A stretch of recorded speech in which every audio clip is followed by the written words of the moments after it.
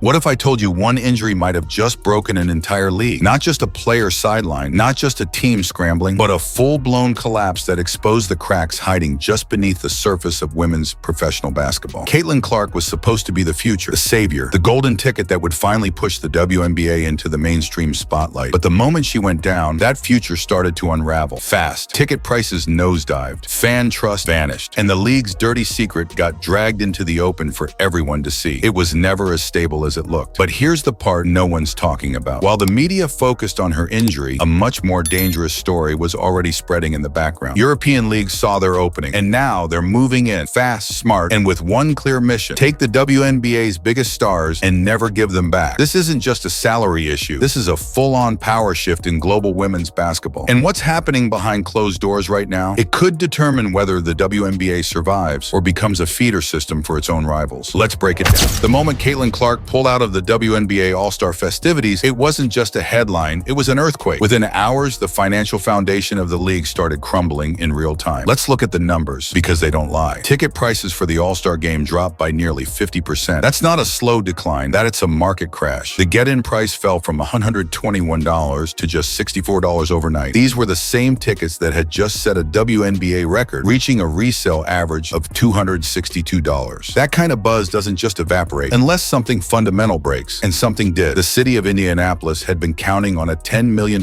economic boost from All-Star Weekend. Hotels, restaurants, local businesses, all banking on Clark's presence to drive the surge. Instead, they watched the hype vanish almost instantly. What was supposed to be the league's victory lap turned into a cautionary tale. Because this wasn't just about one player taking a break. This was the market delivering a brutal message. Without Caitlyn Clark, we're not interested. That's terrifying. It exposed something the league was quietly hoping no one would notice. That their entire growth strategy, their media coverage, their sponsorships, and their big ticket sales had become dangerously dependent on a single rookie. No superstar, no matter how talented, should ever be the entire foundation of a league. But that's exactly what the WNBA allowed to happen. And when she needed rest, justifiably after an insane workload, the illusion of stability shattered instantly. But here's the twist. While the financial collapse was playing out in public, something even more serious was developing behind the scenes. Something that could permanently reshape where the best women's basketball is played and who's willing to stay in the US to play it. While fans were still reeling from the All-Star game collapse, something far more strategic and far more dangerous was already in motion. Across the Atlantic, European basketball executives weren't panicking. They were planning, watching, calculating, because to them, Caitlyn Clark's injury wasn't a tragedy. It was an opportunity. And now they're exploiting it with surgical precision. Sourced close to international recruiting circles say the moment Clark's absence triggered the WNBA's public unraveling, European leagues began quietly ramping up their efforts to poach American stars. This isn't just gossip. This is targeted, organized, and accelerating. It's not a coincidence. It's a strategy. They see exactly what the WNBA is struggling to hide: instability, player frustration, and a league built around a single overworked athlete. And they're using that chaos as leverage. Because here's the part the WNBA office doesn't want you to hear. European leagues aren't just throwing around more money, though in some cases they absolutely are. They're offering something much more powerful: respect, professionalism, security. These aren't empty promises. They're bullet points and polished presentations being delivered to top-tier agents and players across the US. Leagues in Spain, Turkey, Italy, and Russia are actively pitching themselves as the smarter, safer, and more stable alternative to the WNBA. And right now, that pitch is working. To understand why, you have to put yourself in the mindset of a player watching everything fall apart back home. The media is turning toxic. Ticket sales are tanking. The biggest star in the league looks exhausted and broken down just months into her rookie season. Meanwhile, players are out there warming up for a collapsing All-Star game in shirts that literally say, "Pay us what you owe us." It doesn't look like a league on the rise. It looks like a league losing control. And into that uncertainty steps a calm, confident voice from overseas, offering guaranteed pay, elite training facilities, better medical support, and something the WNBA is quickly losing: trust. But the pitch doesn't end there, because the next move in this recruitment war, that's where things get ruthless. So what exactly are European leagues saying to WNBA players behind closed doors? It starts with the obvious: the money. Top international clubs, especially those in Turkey, Russia, and Spain, are offering salaries that can can match or exceed what most players make in the WNBA. For elite talent, that paycheck isn't just a bonus, it's a wake-up call. Because while the WNBA pays most of its athletes well below six figures during the regular season, European teams are dangling bigger numbers and covering housing, travel, and even personal expenses. For players who feel underpaid and underappreciated at home, that's the kind of deal that makes an agent stop what they're doing and take a call. But that's just the hook. The knockout blow in this pitch has nothing to do with dollars. It's about dignity. European recruiters are walking into these conversations with one mission: to show American players that they won't be treated like disposable marketing tools. They're not just offering more money, they're offering more value as athletes, as professionals, as people. And right now, that message is landing. They're pointing to the chaos in the WNBA, the Clark injury, the collapsing All-Star game, the players protesting their own employer, and saying, why keep fighting for respect in a system that clearly doesn't respect you? Instead, they're offering state-of-the-art training facilities, proven medical programs with longer recovery windows, guaranteed playing time, stable organizations with consistent leadership, and most importantly, a league that doesn't lean on just one star to survive. It's a sharp contrast to what's happening in the WNBA, where even the most beloved rookie in recent history is being overworked, possibly mishandled, and watched like a stock chart instead of a human being. European teams are saying, come play for us, and we'll make sure your body and your career lasts. That's not just a recruiting line, that's a lifeline. Because for players who've already seen how fast things can fall apart back home, that promise of long-term stability is starting to sound like the smartest move they could make. And as we're about to see, Clark's injury wasn't an isolated event. It was a flashing red warning light, and the players are paying attention. For months, Caitlyn Clark was the Iron Woman of basketball. In college, she never missed a single game, not one. Through 4 grueling seasons at Iowa and into the early stretch of her WNBA rookie campaign, she was a model of durability, a machine. Then everything changed fast. Clark has already missed 11 games in her rookie season alone. The reason? 4 separate muscle injuries. That's not a coincidence. That's a red flag. And it's sending shockwaves through the league. Because when your most valuable player, your marketing centerpiece, is suddenly sidelined repeatedly, people start asking one question: what broke her? The whispers started online. Then they got louder. And now they've hit the mainstream. Is the Indiana Fever's medical staff failing their franchise player? It's not just frustrated fans on Twitter anymore. It's analysts, former players, even coaches. Clark's own head coach, Stephanie White, issued a subtle but cutting warning about the physical toll her star player is enduring. She didn't sugarcoat it. Someone who has the ball in her hands as much as Caitlyn, the physicality that she's experiencing for 40 minutes, it causes you to load differently, explode differently, accelerate and decelerate differently. That's coach speak for, we're pushing her to the edge, and it's starting to show. And here's where things get even darker. This wasn't a one-off injury, it's a pattern of wear, tear, and possibly overuse. The same player who looked bulletproof just months ago is now starting to look vulnerable. Quote, every WNBA player is watching this unfold in real time, and they're thinking the same thing. If they'll let that happen to her, what's stopping it from happening to me? Clark isn't just a rookie, she's the rookie, the biggest draw in WNBA history. And yet, she's being run into the ground like a mid-tier role player with no long-term plan for her health. That realization, the brutal awareness that anyone could be next, isn't just emotional, it's strategic. Players are reassessing everything: their team choices, their contracts, their futures. And that fear, that erosion of trust, it's exactly the opening international recruiters have been waiting for. When the league's most protected asset gets hurt repeatedly, everybody starts paying attention. And it's not just sympathy, they're taking notes. Caitlyn Clark wasn't supposed to break down. She was the WNBA's golden goose, the ratings magnet, the franchise saver. And still, the system couldn't or wouldn't protect her. That's when the rest of the league's players started asking the most important question of their careers. If this is how they treat her, how are they going to treat me? Suddenly, the warning signs weren't theoretical, they were personal. It wasn't just about Clark's workload or the injuries piling up. It was about what it revealed: a deeper flaw in how the WNBA treats its athletes. You don't need to be a top draft pick to understand what's happened. You just need eyes. You see the travel complaints, you hear about back-to-back games with minimal rest. You watch one of the league's most celebrated rookies visibly decline under a workload that would have broken most players already. And then you look around and realize there's no real safety net. The league isn't built to protect its stars. It's built to use them and hope they don't burn out too fast. And players have had enough. It's no longer just grumblings in the locker room. It's out in the open. Players are publicly pushing back, posting on social media, speaking out in interviews, calling out ownership and demanding change. They're not waiting for someone else to fix it anymore. They're drawing a line. Either the league takes player safety seriously, or they'll find someone who will. And that's the quiet revolution happening behind the scenes right now. Veteran players, rising stars, mid-tier contributors, they're all doing the same math. Stay in a league that might ruin your body, or leave while you still can. For years, overseas play was the backup plan, the off-season hustle. Now it's starting to look like the escape route, because every tweet about Clark's injuries, every whisper about mismanaged rehab, every hint of negligence from team medical staffs, that's not just news, that's recruitment ammo. And Europe is locked, loaded, and ready to fire. At first, it was subtle, just rumors, quiet conversations, vague mentions of interest from overseas. But now it's no longer a whisper. The exodus has already started. European leagues aren't waiting for the WNBA to collapse. They're actively helping it unravel, one player at a time. And make no mistake, this isn't targeting bench warmers or fringe athletes. They're going after the top tier. Why? Because they know the moment one major domino falls, a former MVP, a league leader, a generational talent, the rest won't be far behind. And for many American players, the decision is getting easier by the day. The WNBA used to assume players would always return after their overseas stints. But now that assumption is cracking. Because in Europe, the offer isn't just more money, it's more of everything. Players are being promised year-round contracts, fully paid housing and living expenses, advanced medical and recovery programs, guaranteed minutes and leadership roles. And perhaps most importantly, respect. Imagine being a star in the WNBA, putting your body on the line every night and still feeling like a marketing afterthought. Then you get a call from a EuroLeague GM saying, "We want to build our team around you. We'll take care of your body, your brand, and your future." For players watching Clark struggle under the weight of unrealistic expectations, that offer feels like the sanity the WNBA isn't providing. And this isn't theoretical anymore. WNBA veterans like Brittany Griner, Diana Taurasi, and Breanna Stewart have already spent years dominating overseas. They've seen firsthand how well-run and well-funded these leagues can be. But there's a shift happening now, one that makes those overseas jobs look less like a temporary gig and more like a long-term home. Because here's the reality. What used to be supplemental income is quickly becoming a safer bet. And the more the WNBA fumbles public trust through overworked stars, injuries, mismanagement, and CBA disputes, the more tempting those European offers become. Right now, the league is playing a dangerous game. It's assuming loyalty will keep players anchored in the US. But loyalty doesn't pay medical bills. Loyalty doesn't prevent burnout. And loyalty doesn't mean much when your own league treats you like you're replaceable. The door to Europe is wide open, and players are stepping through it. If Caitlyn Clark's injury revealed the league's physical instability, then the collective bargaining war has exposed its emotional fracture. Because right now, the WNBA isn't just struggling to keep its players healthy, it's struggling to keep them on its side. The current collective bargaining agreement, CBA, expires on October 31st, 2025. But the battle lines, they've already been drawn, and the players aren't being quiet about it anymore. At the same All-Star weekend that collapsed financially after Clark pulled out, the players sent a crystal clear message, visibly, publicly, and unapologetically. They warmed up in black shirts printed with a white, simple demand, "Pay us what you owe us." This wasn't a playful protest, it was an indictment, a rebellion in real time, on the league's biggest stage. And the message didn't stop there. WNBA Players Association Vice President Breanna Stewart, one of the most respected and accomplished players in the game, called a recent CBA negotiation meeting a wasted opportunity. That's not frustration, that's resignation. She's telling fans and the league that trust is broken. Then came Angel Reese, another rising star who didn't mince words. "We won't stop until we got what we want." These aren't empty threats, these are warnings. Warnings that the players no longer believe the league has their best interests in mind. But what makes it even worse? The complete disconnect in leadership. While players are practically shouting about disrespect and failed negotiations, WNBA Commissioner Cathy Engelbert is telling the media that things are productive and constructive. That's not damage control, that's denial. And it's this exact gap between rhetoric and reality that international recruiters are targeting. Because from their perspective, every press conference filled with corporate spin is another footstep closer to the exit door for frustrated players. They don't need to make the case. The WNBA is doing it for them. So now a player sits at home, she's watching the league downplay her colleagues' pain. She's watching contract talks stall. She's watching stars wear protest shirts just to be heard. And then her phone buzzes with an offer from a European team that simply says, "You deserve better, and we're ready to prove it." That's not just tempting.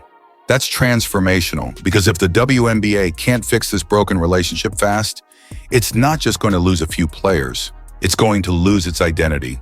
There's a fine line between a temporary trend and a permanent shift. The WNBA is towing that line right now, and one wrong move could push it over the edge. Because here's the nightmare scenario that no one at league headquarters wants to talk about. What happens if one of the WNBA's biggest stars leaves for good? Not an off-season contract, not a quick stint in Russia or Turkey, a full-blown year-round commitment to play overseas and never come back. That's the domino that could collapse everything. Imagine a player like Aja Wilson, a league MVP, a face of the sport, getting fed up, tired of being overshadowed, tired of the league's fixation on one player, tired of watching promises of respect and protection go unfulfilled. And then she gets an offer from a top-tier European club, a blank check, a leadership role, a medical staff she trusts, a contract that lets her own her image, not be packaged by the league. And then she signs it. Just one move like that, and the WNBA's entire image shifts from the global center of women's basketball to a stepping stone, a pit stop, a league players leave behind once they realize where the real opportunity is. And here's the brutal truth. The moment that happens, everyone watches. Fans, sponsors, broadcasters, young prospects. If the league can't keep its best talent, then what exactly is it offering? Why should a 12-year-old girl dream of being in the WNBA when all her heroes are making headlines in Istanbul, Barcelona, or Prague? And don't underestimate the chain reaction.